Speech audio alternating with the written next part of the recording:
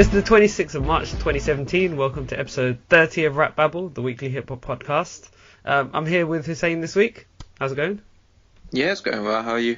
I'm good, energized, because we have the review for Drake's More Life, and I'm going to call it a mixtape. He calls it a playlist, but... Yeah, he calls it a playlist. But, I mean, it's not. I think it's because it's not free, and it's not like a typical mixtape. He put it on streaming, and it's... Yeah, I have a couple of thoughts about that, to be completely honest. So, when I saw that More Life was being called a mixtape, I thought, okay, this is a bit strange. Why are you calling it an album?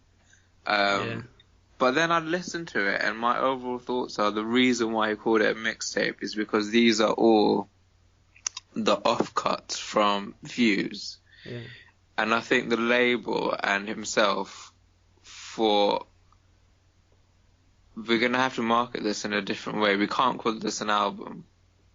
And we can't call this a mixtape because we're not going to give it out for free or stuff, anything like that. So let's just call it a playlist, something completely different, and market it that way. That's my thoughts on it. Yeah, I think he didn't want to go full out and call it a proper... Thing is, they're not selling it, though. I doubt they're selling it. But it's going on streaming platforms. Yeah. It's harder to tell the difference between an album and anything else because album mixtapes, they're all the same now. They're not as different as they were before, which is one is sold in shops and you pay tax on it, and one is just free.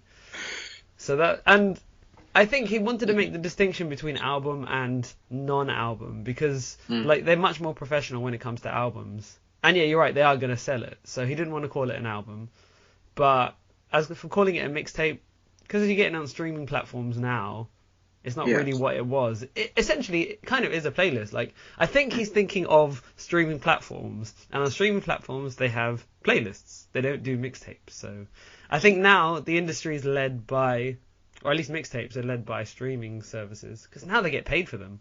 They didn't get paid for them before. I think the reason why he called it a mixtape is also because it's also very disposable music. It's just about a specific mood or emotion that a song relates to. If you're feeling that kind of feeling, then that's the song you will play. So that's why he kind of called it a playlist. So it's very disposable. So you're just going to listen to it when you want to listen to it, basically. Yeah, okay. I like that. Alright, just before we carry on, I just want to double check something on the recording to make sure that it's actually... I haven't used this for a while, so I need to make sure it's recording. So I can see them on the screen. I'm going to play one of these.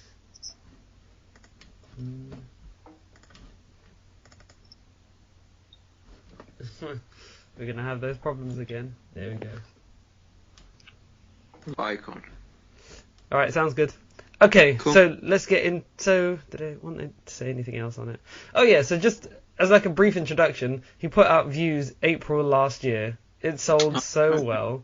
He had so many, and he had like 3 big hits. So he had Hotline Bling, which was 2015, but he didn't really put it on the album. I think it was a bonus song or something. Yeah, it was. And that just tells you how natural that song was. It was just, he said he recorded it in a hotel room. And it just someone came with the beat and it sounded great, and he just put it together. So that was not intended for an album at all, and you can tell because there was a year between. It could have sold an album so easily, but it was a bit too late. But then he just he came back with Controller and One Dance and just smashed it. They went so far, and you can feel that influence. Like you can feel that there's a trend. Once he did Hotline Bling, it's kind of started him on a direction to get to this playlist where he has a lot of that on there. So we'll get into that later. But yeah, he put out last I can't remember when it was, but he put out like a snippet of More Life, which is 4 tracks. Did you hear the More Life EP? No, I didn't. And is that his dad on the cover? Yeah, it looks so like him. It just looks like a darker version. I was so shocked when I saw it. And he doesn't look like his dad doesn't look like he does now. Although I guess he wears hats and glasses and stuff like that. But is October Firm then his dad's name or something? So his record label is called October's Very Own, so it's abbreviated to OVO. Right. And so I think he's just saying the October Group. Alright, yeah. So now I know what that means. But he put out 4 pretty good songs. He had one UK artist called Dave, which is a terrible name for an artist. You can never find it. I struggled to find him. But Drake heard a great... It was very Drake-like. It was very melodic. And then he just jumped on, put himself on the remix, and then put it on his EP. It's such a great look for someone who was just starting their career. So Dave got a lot of exposure. And he's really good as well. He's really melodic. He had What track did he put out? Pardon? What tracks did he put out? The 4 tracks? So it was Wanna Know, which is a remix to Dave's song. So it wasn't his song. He just jumped on that. Kind of like Tuesday, when he did Tuesday with Makona. Oh, okay. And this is Drake being the tastemaker and like, oh, I like that. That's good. Let me bring him on. And he's a British rapper as well. And he's a new one. No one's ever heard of him. He did Fake Love, which is on this. Yeah. He had 21 Savage on a song called Sneakin'. Okay. And then he had Two Birds, One Stone, which was controversial because he dissed Kid Cudi and Pusha T on that. And I loved Two Birds, One Stone because it was just this long chorusless song where he was just kind of thinking out loud, and I just loved it. I thought it was really good. So it was a kind of a diss track. At the end, he does have a couple of lines with some shots, but it's not a diss track. No, it's just kind of him talking about what he's feeling in his life at this point. Oh, okay. So I like those kinds of songs where we just get to know what you're thinking. I don't want to just all this like superficial stuff. I like to know what people are thinking. So that's what that song is. And you know that UK artist you talked about, Dave, at the beginning? Yeah. Is he a grime artist as well? A new grime artist? I guess I'd put him in that category, but he sounds... Okay. His music is very melodic. But yeah, he would fit into that. Cool. Because that's something I noticed. He's brought in Skepta and Giggs. Oh, man. I was... On Genius.com, or what used to be Rap Genius, they had a video of how Drake was influenced by the grime scene. And the UK in general, and just the number of people, the British people, like no one else was on it really. It was just all Brits. No. All the Brits were features. The production was handled by 1 or 2 Brits. Like Skepta's one was a Brit production, and then there was the singer, the teenager Georgia. She's very new as well. I've never heard of her. Oh yeah. Georgia. She has a whole song. Sampha, who's on his previous albums. I really like him. He's really good. He gets the song by himself. So everything is just. Like, there's so much Brit influence there. Yeah. So that's amazing. It's quite funny because the first track, I think it's called No Long Talk with Giggs. Drake puts on a British accent. Yeah. Did you notice? No, is it like a West Indian type one? Yeah, kind of. He enunciates the vowels and kind of goes a bit more posh. I didn't notice the posh part, but I could hear the West Indian, like there's that theme. It's definitely West Indian themed all the way through, and that kind of comes with being British. Like British hip hop is a mixture of the two generally. So, but he didn't start this way. He started off with on the last album, he'd have some dancehall tracks and some West Indian themed music without being overtly British. But this time it's just he's gone further and he's put the two together, which were already together. So yeah, it's good to have a direction. It's good to be somewhere different. It's good not to just make the same stuff all the time. So yeah, I'm not getting bored because he's changing things. All right, so yeah, so I said he put out the EP. It took him ages to put the whole playlist out. He kept promising it for ages, but it finally came. So let's get into the review. So one quick question: Is it normal for someone to release an album slash playlist, whatever you want to call it, while they're on a world tour? I would say no. The only time I know people doing it is the workaholics. Okay. So, and I'm talking about Future. Like he's one of those types. Yeah, but he releases an album like every 6 weeks. Yeah. It's relentless. And he went so far this time. He put out 2 albums in 2 weeks. And so he's actually made Billboard history on the American charts for having a 2 different consecutive number 1 albums in 2 weeks. So he displaced himself from number 1. And it's good actually. I like it more than his other stuff. surprisingly. I wasn't sure I'd like it. I'm a bit of a Future fan now. I didn't think I'd like it because I haven't been able to get through some of the other mixtapes, but... It's the new genre of mumble rapping, basically. Yeah. I mean, yeah, let's put the lyrics aside, but everything else he just does so well.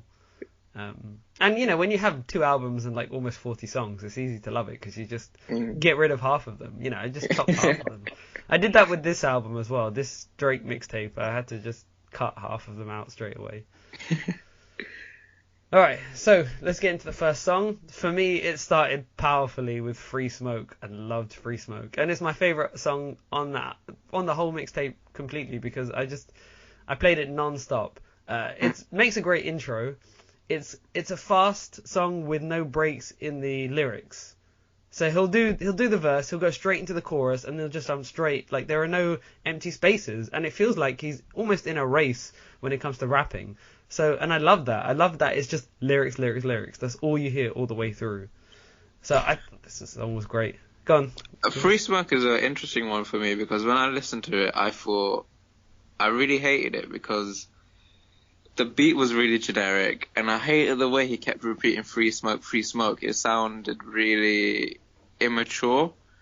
Yeah. But then I kept listening to it, and it kind of it caught on to me, and I did see the rhythm play out and saw the energy within the track, and I saw it. Okay, this is the introduction to More Life, so it's starting on a high note. Yeah. So I started to like it more then. Very much so. I like it because kind of like it's almost rap gymnastics rather than the actual content itself. But just, the way it sounds. I mean, I wish the lyrics were better, but just the fact that he's hitting each beat constantly and never giving up, and he's relentless at it. And it just sounds so great.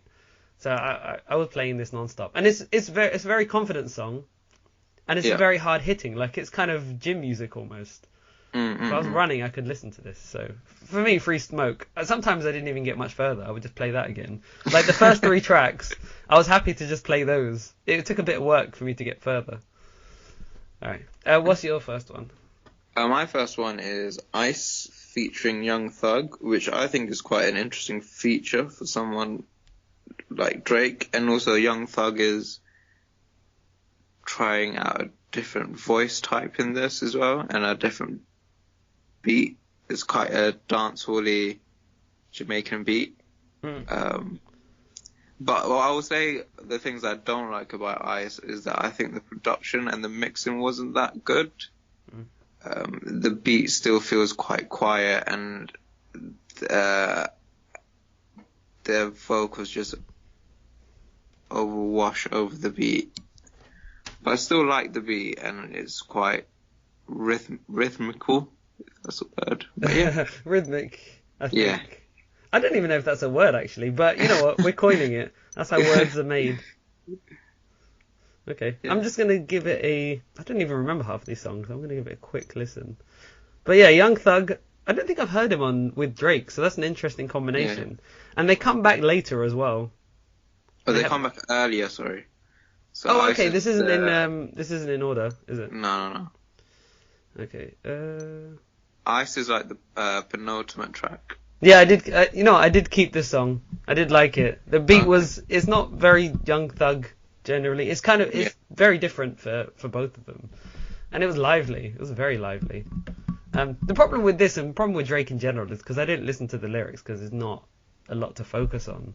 Mm-hmm. Sometimes it's hard to remember what song is what, and I'm essentially just listening to beats and melodies, and that's the only way you can be a Future fan.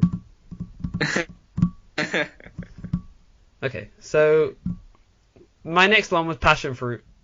Okay, yeah. It came out as it was track 3. It was the first R&B or like it was the first non-rap song, and it was essentially in the vein of One Dance and Controller, and in theory, I'm kind of on these songs. Although there's 2 hits, I did like them a lot. But yeah, I liked Passion Fruit a lot. It worked really well. The beat was it was a very gentle song. It was about a long distance relationship. It had a dance beat, which is noticeable because it had the do ch do ch. Yeah. So that was the first time he actually transitioned into that from his normal hip hop beats. So you can actually hear the difference in the makeup of the song. And it's really the only, in fact, it's the only non-rap song I have on my list, and the only one. It was my favorite non-rap song. So I think it has chart potential, but it's not very memorable. Like the chorus isn't very memorable. Like Hotline Bling, everyone was singing that. With this one, Passion Fruit, I don't even remember what the chorus was. I don't think the chorus stood out, but I remember it was a song about a long distance relationship, and so he had some lyrics on this one.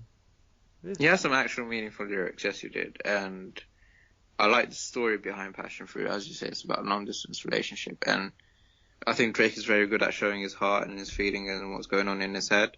Yeah. Because I think he is a poet deep down inside. Yeah. So yeah. Especially the Take Care, my favourite Drake album, Take Care. I want more of that. Alright, what do we do? Passion. Yeah, so what's your next one? My next one is Portland, featuring Quavo and Travis Scott. It's produced by some Jamaican producer, I can't remember his name now, but he does his tag at the beginning. I love Quavo. I don't like Migos, the whole group, but I love Quavo when he's on features. Yeah. And Portland is one of those features where Quavo and Travis Scott come together and it's just magical. There are too many melodic rappers on this. The three of them combined, each one of them can handle it themselves. Exactly. And for me, the track wasn't long enough. It wasn't what? It wasn't long enough. Yeah. I wanted Quavo's and Travis Scott's verses to be a bit longer. But yeah, I really enjoy this one. Travis Scott talks about how he released his album and then didn't release it on Tidal, but still sent a tidal wave to Jay-Z. Yeah. I appreciated that line, actually, yeah. And that's the thing, when it comes to rappers who don't care about lyrics, sometimes lines pop up and stick in your mind, and for me that one did. Exactly. So, and I like how Quavo keeps repeating, "Don't let anyone steal your wave," and it's quite melodic, and I liked it. And that flute sound. Yes. It stuck out so much. Yeah. It's good to have differences on songs. So as much as I wasn't that fond of the sound, the fact that the whole mixtape isn't exactly the same, you need this stuff. And it kind of feels as different as Quavo and Travis Scott are in general to other rappers anyway. But yeah, I feel like it is a bit of a clash with the two of them. They are a bit samey. So did you say you like Quavo, but not Migos? I do like Quavo, yeah. That's an interesting distinction to make then. So the other two, like I've become a bit of a Migos fan. The singles though, not the albums. But I'm amazed by them. They do so well. I've tried listening to Migos' work, and I just like it when Quavo's all by himself or on a feature. No. I mean that's kind of, everyone agrees on that. Like, he is the standout person. Yeah. He doesn't need the other two really. No. I just don't want him to ever split with the group because I like groups. They're doing well. I don't think he's already the center of the group anyway. Like, for him to go solo just wouldn't make much of a difference. So I don't want him to separate.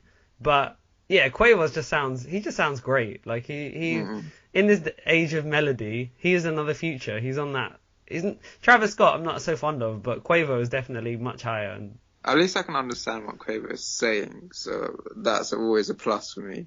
That's true, actually. I didn't think about that. Future's really bad with that, but Quavo, really, I never struggled to understand him. I just struggled to pay attention because I know what it's about. It's kind of basic stuff, but yeah, I have like the songs that I have of Migos, and they're only singles. But yeah, it's dominated by Quavo. And you know, do you know Bad and Bougie? Yeah. Yeah, so you can't escape that, right? That was the first time that Offset led the song. And I had some interviews with them, and they said that they started recording separately. And then when one of them has a hit, they come back to the rest of them. And so this was Offset's one. So this is the first time Offset, who's he's the one that doesn't look like the other two. Yeah. Like the other two had long hair, and then he had much shorter hair for a long time. I think he's the one who went to prison as well. And yeah, because he's the one who made that song, and he brought it to the other guys. He not only had the verses, the first verse and the chorus as well. It was his song, and so I didn't think anyone else other than Quavo could carry the group, but he did. I'm impressed by that. Bad and Bougie's. I was a bit addicted to that song as well for a while, but I didn't like Lil Uzi Vert. It's not a good. No, they didn't need him. That's a really anyway. interesting mechanism, if you would say, of creating songs within a group. So like each person goes away and does their own thing, and then once they catch on to something, they come back to the group and like report back, basically. Yeah, and it works for them because they're not. If they were lyricists, it'd be different because the lyrics would be the most important, and everyone brings their best verse. But because it's all about melody and chorus, I think it's all about choruses. I don't think they're saying bring the best song, just the best beat chorus combination. And then we'll write verses to that. And yeah, so it's a clever idea. It triples their pool of resources. The amount of songs they have it's going to be huge. So, provided Quavo doesn't go solo, then they'll be good. All right. So did you do? No, it's yours now. Did you do Portland just now? Yeah, I did Portland. Okay. So we will go to Skepta's interlude. So, Skepta's interlude. So, firstly, let's talk about Giggs. I was not impressed by Giggs. He has two features, which is one too many, if not two too many. I think he's alright as a rapper, but, like, this is a showcase. And by the way, everyone, just so you know that we are from London ourselves, so this is much more important. So to have a representation on the biggest album. Like, this is the most a British rapper will get, most exposure. And then he puts Giggs on. And Giggs just kind of raps just for the sake of rapping, like anything that rhymes. And he just says some kind of stupid things sometimes. So I just thought, this is not a good representation. And then Skepta's interlude comes along. And it's just powerful. It's amazing. I thought, like, it totally changed my opinion of Skepta. I've never really bothered with him that much. But after hearing this song, I was just amazed. It was a really hard song. I love the beat as well. It was a little bit dark, but fast as well at the same time. He had 3-syllable rhymes as well, sometimes 4-syllable rhymes, which is really impressive. So he was, rap gymnastics essentially. And it had this electronic piano sound in the background, that all the way through.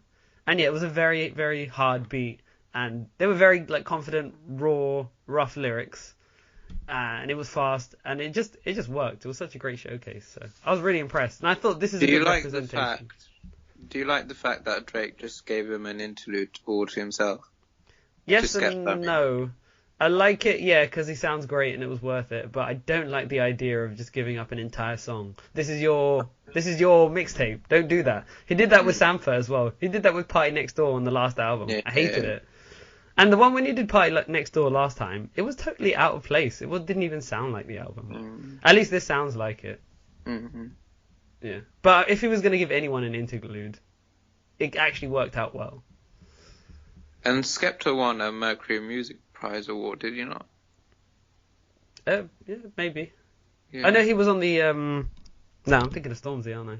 Remember when Kanye West brought everyone up to the stage? Yeah. He was probably in there, given that he's in the top tier of definitely. UK rap grime. So, and I wouldn't be surprised if he won. I remember Skepta being there, definitely. Yeah, and I wouldn't be surprised if he did win a Mercury Award. Yeah. I mean, I remember that the Americans were on like Hot 97. They were talking about his album, which is a Japanese word. It was like Konnichiwa. Konnichiwa, yeah. Yeah, okay. So the fact that they're talking about it means he's making progress. Like. I think it's slowly seeping into the mainstream. Yeah. Very, very slowly. But I think they have the recognition now. Like, they have... At least they'll say, oh, I've heard of him, even if they've not known the song. So, Drake's really good for world music, because he does kind of move everyone about and combine them. There's West Indian sort of dancehall music, there's UK grime, there's Canadian rappers. Let's not forget Canadian rappers. Yeah.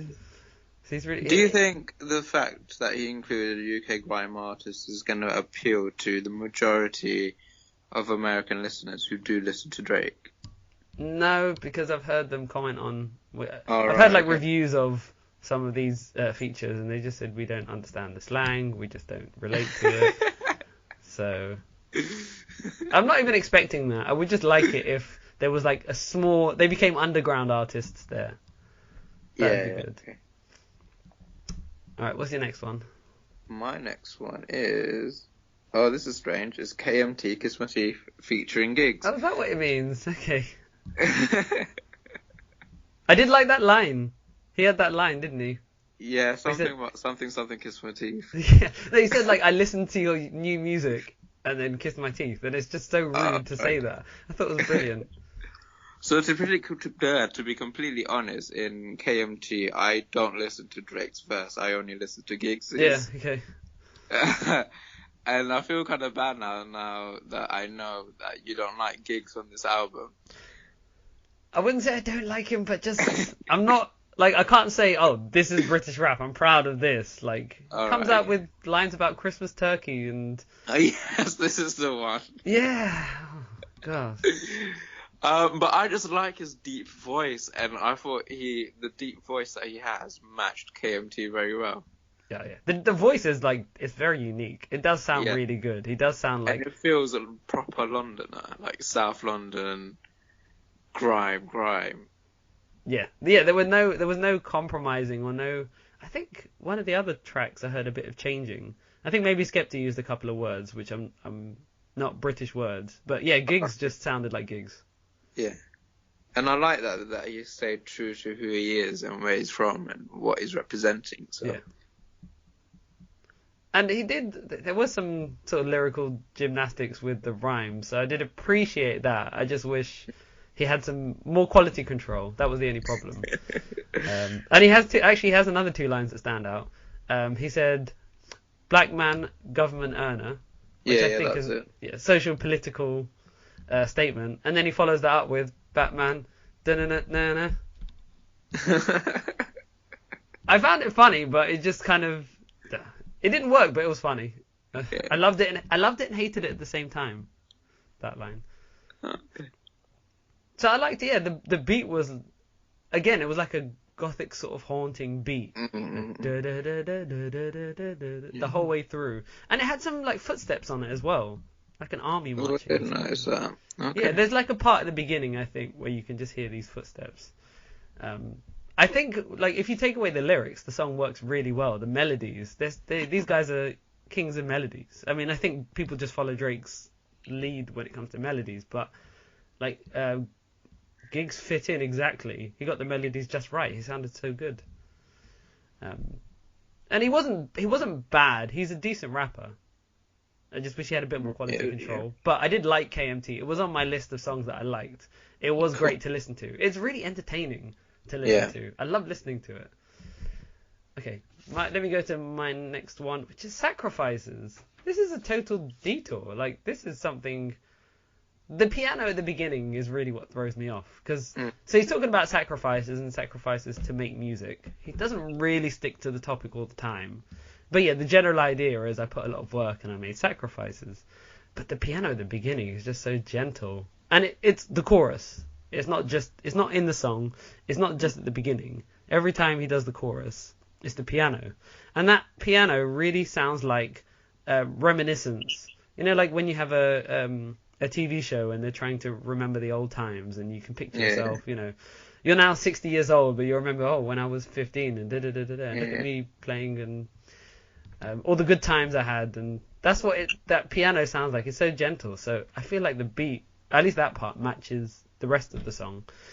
And then he had the track that features 2 Chainz and Young Thug. Exactly, that's the one. Oh, okay. And 2 Chainz sounds decent. I like 2 Chainz here. I don't usually like him that much, but I feel like he worked well here. Especially on a very sentimental track. Yeah. I don't see 2 Chainz being the kind of serious rapper person. Yeah. And then there's actually the big surprise here was Young Thug, because for the first time Young Thug was intelligible. I was impressed. He didn't even sound like him. He sounded like someone else. You know, I had to make sure it was actually him just to look at the credit, but it was him. And he even starts talking about harsher times and guns and just kind of reminiscing on that difficult part of his life earlier. So I really sort of connected to the first part. And then after that, he detours into other things. But he sounds like Young Thug, but intelligible. So I wish he did that more often. He would be a Drake if he did that, because he's doing that exactly here. The Sacrifices, I liked it a lot, and it stood out. The piano made it stand out. The fact that he's talking about sacrifices. The rest of the mixtape, okay, I guess the what he's talking about varies. Sometimes he talks about love. Sometimes he talks about he's just showing off rapper stuff. But this kind of stood out because he's talking about sacrifices. He doesn't do that often. Okay. It's his second serious track in the playlist after Passion Fruit. Yeah. And I think he peppers them in. So you got tracks like Passion Fruit, Sacrifices, Lose, and then you Can't Have Everything. Those are kind of like the four main serious tracks that he kind of peppers throughout. And then he does try to link all the other tracks around it, so it's one cohesive thing. I wouldn't use the word cohesive. It feels kind of like a mixture. Yeah. Like he's got too many different things on here for my liking. But I think if you want to make people generally happy and try and cover all bases, you're doing exactly the right thing. Yeah. Anyway, we'll discuss that in the final part. So what's your next song? My next one, I think I spelled this wrong, but it's Galchester. Yeah. Okay. Again, the beat was too good. I don't listen to Drake. I only like it when he says Hermes Link, and that's about it. Yeah. That's what I've noticed. The parts that you can remember and the parts that you repeat are the parts that are actually good in terms of lyrics. And there have been some pop tracks, I remember, especially in the 90s, where people would actually know the verses. And when you know the verses, you know you've got something amazing. So yeah, that's the only part I remember as well. Again, this is like a very dark, deep beat, and he goes in quite similar with his voice. He goes quite deep in as well. Yeah, that's about it. It's quite slow as well. Like when you compare something to Free Smoke, where he's just a machine gun in terms of like words and syllables. In this one, he's much slower. The beat is really slowed down, and it's quite chilled as well. But you're right. For me, it was kind of don't remember what he was talking about because it wasn't significant. He's just kind of doing. It's kind of general. He has the general topics of, I'm really successful now and girls like me and da da da da. Can I talk about my last one because it links in really well to your last one? Go for it. Cool. So my last one is Can't Have Everything. I really like this one because it talks about his fame and success, but he has this desire to have and own everything, but you can't have everything because his insecurities and anxieties get in the way. And the really standout point of this track was right at the end where the beat breaks down, and then you get to hear a voicemail message from his mum. Yeah. Talking about, you can't. I'm noticing a really negative tone in your voice right now. You're not gonna become as successful as you want or as quickly as you want if you continue to be like this. And the last line that she says links in really well to yours is because she says, when people go low, we go high. And that links into a feature with Kanye West, which he released in his last album, Low Lights and Highlights. And I thought that was really quite smart. Okay. I've heard him say that phrase before as well, and so it was much more powerful to hear it. Yeah. It really stuck in my mind as a phrase. I think we're gonna get Drake's mum's phrases. This isn't the first. There's been another one. There was another one which is he said in an interview, wait 3 days before you respond to anything. Oh yeah, I remember that. And yeah, the idea is after 3 days, there's a good chance it won't even bother you. You'll forget completely. And then you'll avoid doing stupid things like responding to diss tracks, for instance. So yeah, we might get more Drake's mum's phrases. Yeah, exactly. I thought including Drake's mum was quite different, and it kind of showed a more personal side. Very much so. It's really brave. Like, it's really open. Even Drake, I'm not used to him going to that level of transparency and openness, but he did it. And he had a voice message from his grandmother on Take Care. Oh, yes, he did. Yeah. Yeah. And she called him Aubrey on it as well. Yeah. So I like that. Yeah, I appreciate those little snippets. And I also think the voicemail that his mom left was about the negative tone that she was talking about is when Drake released his mixtape, his diss track to Meek Mill. Oh, okay. I mean, that's what I heard. Yeah. Yeah, I was trying to think. I couldn't think of what it was because he's generally not very negative in anything he does. But I hope she didn't refer to that because he did such a good job. Like, the diss track... I guess she's not really in hip-hop culture, but it wasn't... In hip-hop, we wouldn't see it as negative. We would see it as positive. Like, it did such a good thing for him, and he was responding, he wasn't starting, and it wasn't like Remy Ma. Did you hear Remy Ma's diss track? Yeah. That's really negative. Like, that's just trying to destroy someone. Yes, and she did.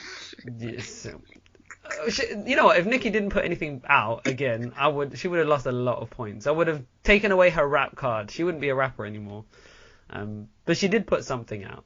So yeah, but No Frauds literally has 2 lines about Remy Ma, and that's about it. Yeah.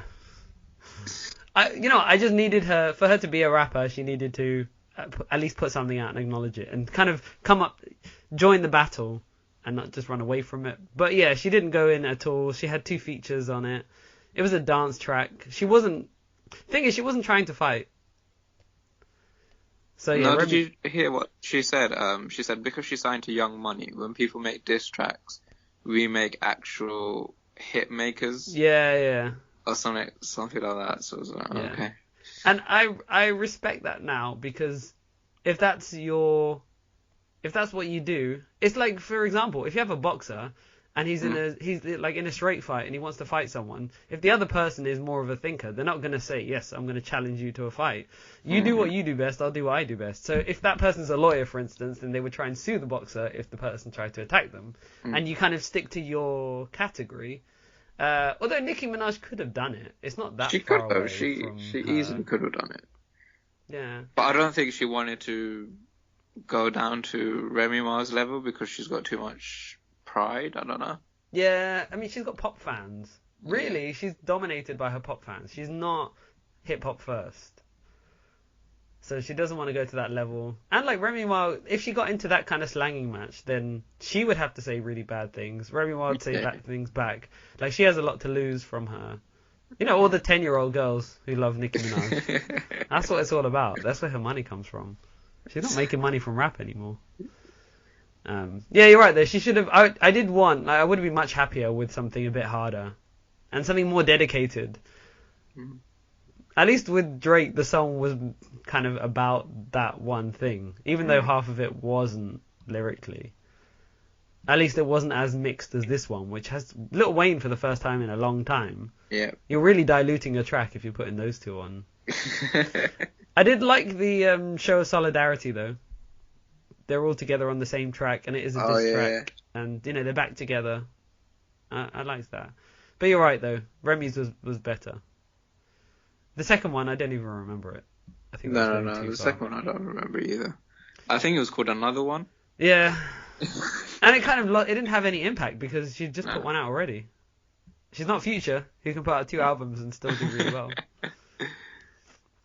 Okay, so my final song is Glow, and this is another one that is so different to the rest of the album, and I think that's because of the influence of Kanye West. This feels like a Kanye West song. It doesn't feel like a Drake it was song. produced by him. Ah, okay. Yeah.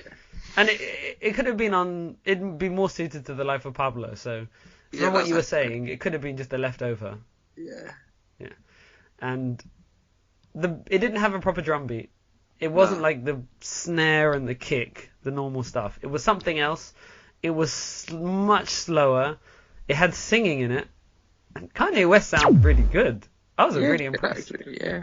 And would you say the beat was very minimal? Yeah. Oh yeah, so minimal, yeah.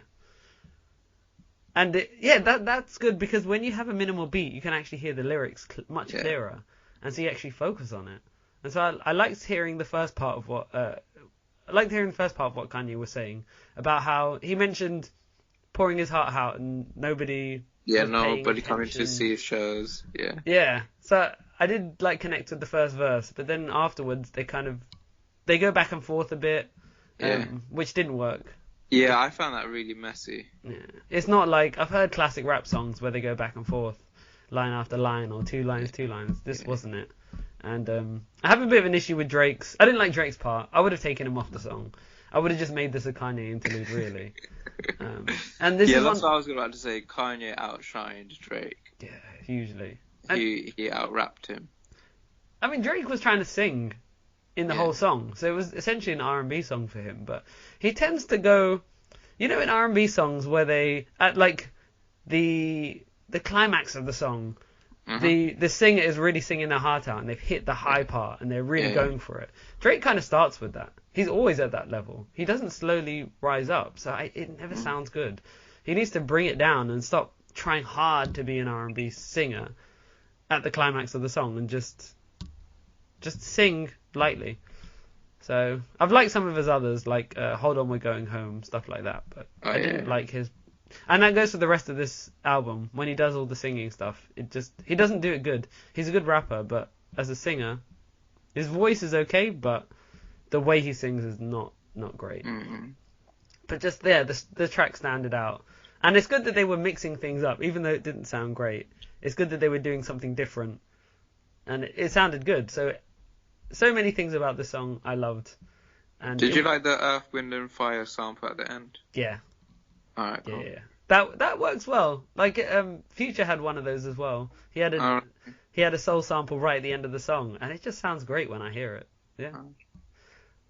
I thought it broke up the track a bit for me. It's because you got this very minimal beat, and then boom, boom, boom, then it goes into an Earth, Wind and Fire. Yeah.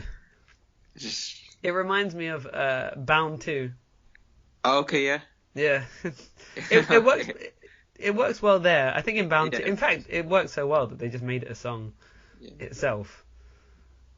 You're right. It does kind of go against the feeling. Like it's really low and gloomy in the actual song, and then the Earth, Wind and Fire one, it's actually quite upbeat, and they're very happy when they're singing. Yeah. But yeah, this track for me, it was after Free Smoke. It was my favorite track. All right. Okay. And just for the Kanye part. Yeah, I can see that. Yeah, I really enjoyed Kanye's part in this. Yeah. All right. It's good to be Kanye back and rapping. I know, and actually, like being understandable and relatable. Yeah. Life of Pablo, he wasn't really, except for Real Friends and maybe that was it. Like, I feel like the old Kanye's gone, but with this, it reminded me of Pinocchio Story. Do you remember that? It was 808s and Heartbreak, where he's talking about, it's like the saddest song ever. It's the saddest song he's ever put out. It's the saddest rap song probably ever. And it's a live song, so he's performing it on stage. Yeah.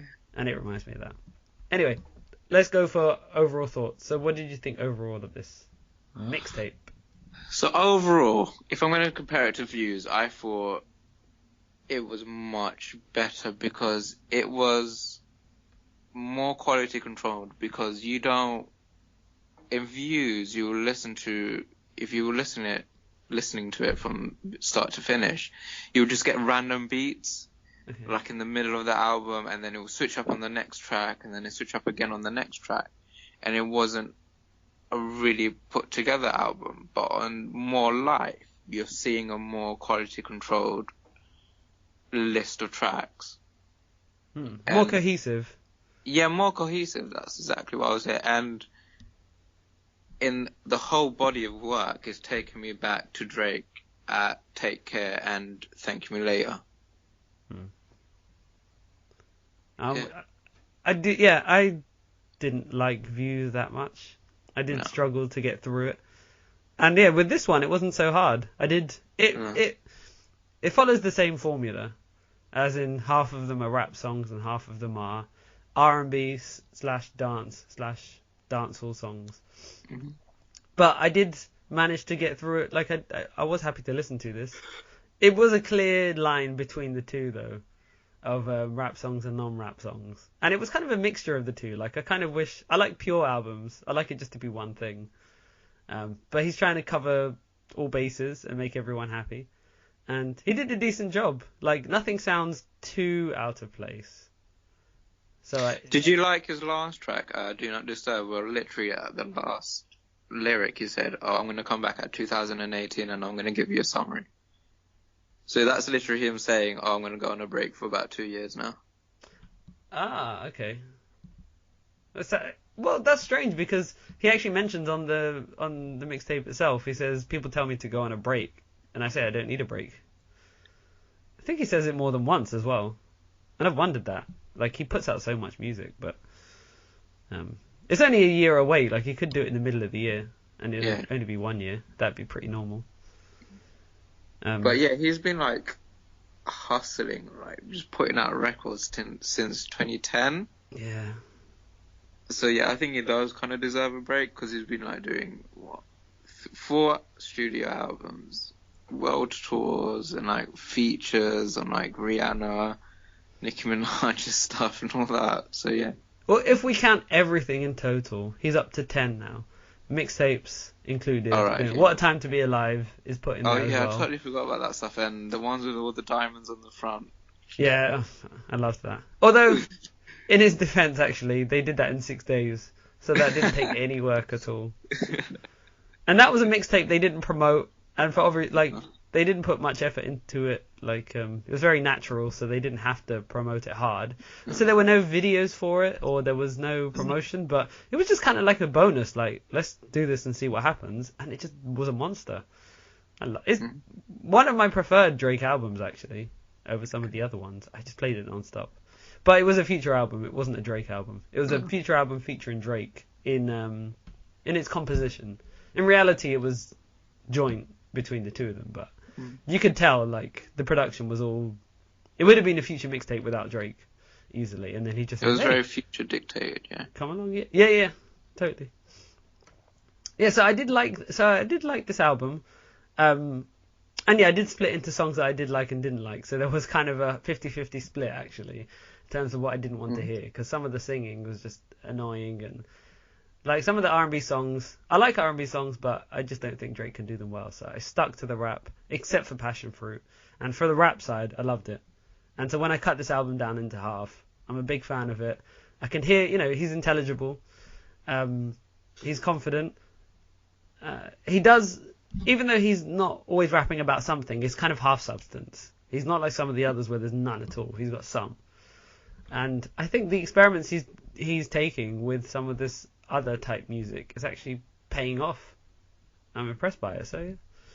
So I did like this album. Yeah, I did like it. And overall, I would give it a 7 out of 10 because there's only so far you can go without lyrics. Yeah, I was about to say the same, to be honest. I can't remember what I gave views, but it would definitely be higher than views.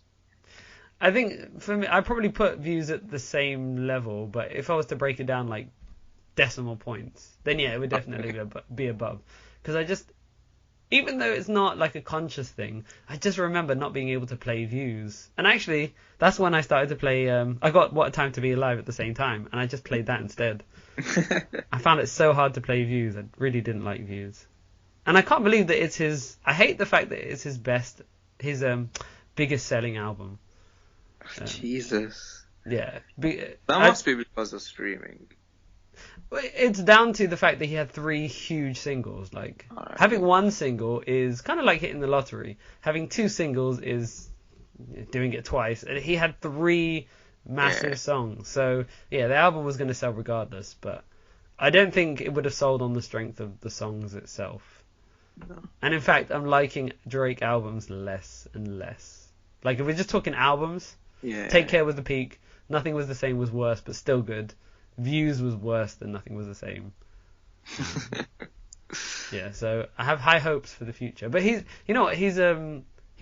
makes so much music. He's not going to be someone who retires or just does 6 and then stops. So there'll always be Drake music. But I'm looking forward to the next one. And the good thing is I have expectations.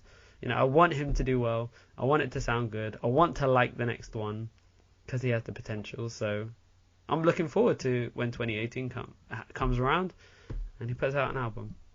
Yeah, I was about to say, are you willing to wait? For this one, I was really eager to listen to it. I was, he put out 2 release dates and didn't hit them, and I was checking them on the day. So I didn't like that. That was annoying. I guess I am willing to wait, but I would love to have it earlier. I'd love to have it like a year. If it was up to me, I'd have it after a year. Because I did enjoy the rap tracks on this. Yeah. Alright, that's everything we have viewed this week. Join us next week for next week's episode. See ya. See ya. Yeah, I did love the album. It was good. It was pretty good. But yeah, I did split it in half. Like, it was just goodbye to these songs. Luckily, though, none of the ones that you mentioned are on the goodbye list. Except maybe... Let me check Ice. No, I have Ice on the list, yeah. So everything... So then we kind of agreed. We didn't like the non-rap songs. What tracks didn't make it to your... What tracks made it to the goodbye list? Let's see. This is a new tactic now. I'm going to do this forever for every album. Because I find myself doing this. Just constantly delete. Get rid of that one. Okay, George's Interlude. Yeah, I hate that. Some of these songs might work if they were on an R&B album, possibly. But for them to be on a rap Drake album, it's kind of not what I signed up for. I don't know. Get It Together. I hate that so much. It sounded so messy. Madiba Rhythm. Yeah, okay, yeah. Blem. Okay. I kind of like Blem. And then 4422, which it kind of, again, it was the same problem I had with some of Drake's other things, where it kind of it goes 0 to 60 immediately. There's no build up. Mm-hmm. There's barely even a drum beat or verses. It's just kind of, it's an interlude, really. And I need more than just that. But I love Sampha. Every time Sampha works with Drake, I love it. The Motion is my favorite Drake song. That's just so good. Nothing's Into Somethings.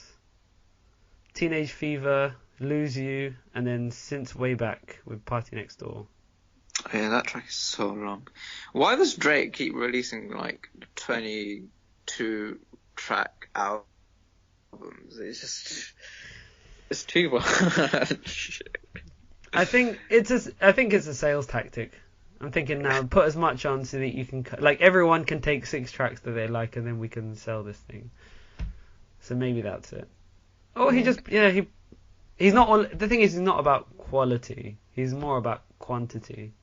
He's kind of in between the two. So he's not going to put out 12 brilliant tracks because he never puts that much thought into any one of his tracks. So it's different when you're like, oh, you put so much effort into this one track because you're describing this particular story. So there's no way you're going to cut it. So because you're spending so much time on a few tracks, you're only going to do 12. But he's just constantly making them, so that's it. And I found it quite interesting that he didn't have a Rihanna feature. I would probably say that's just because of like timetables. Yeah. That's not surprising. And it's not an album as well. I think if it was an album, you're right. They did that. The formula worked. I totally forgot about Work. He had 4 songs on that album, on Views. Yeah. No, wait. Work was Rihanna's, wasn't it? Yeah, it was. I can't remember what the Views was.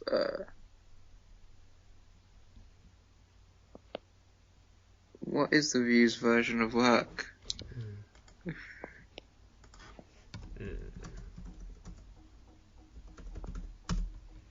To Wikipedia.